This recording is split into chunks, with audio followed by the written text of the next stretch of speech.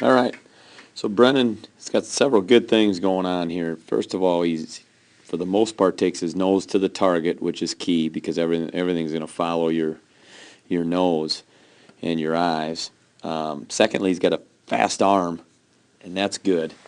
And he's athletic, so he's pretty loose and goes about his business. And as you watch this through the first time, just in fast motion, you'll see how he's he's athletic and he gets himself going to home. Now, the pitch prior to me taping this, his stride foot was opening up a little further than what it is now. So there are a couple points of emphasis here that we'll point out. The first order of business that I would focus on is making sure that his front side, so his glove arm, doesn't drop quite so much.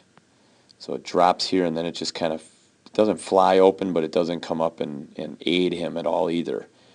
And so you notice how he just kind of goes outside of his body, and he's using it a little bit. So he's got it, he's right here.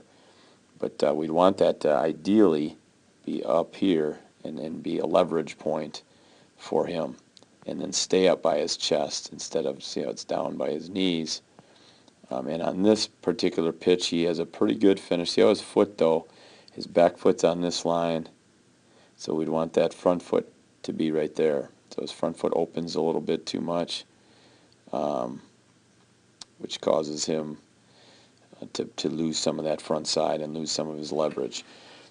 But as he finishes, he does do a pretty good job on this one. See that hand you can see back here, and his shoulder closes off, which is good, but his nose is still on the target.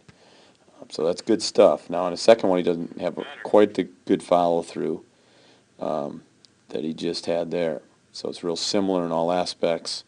So he gets that balance point. He now separates that gloves down here, which really takes the momentum away from what we're trying to do, and that's get it all going this way.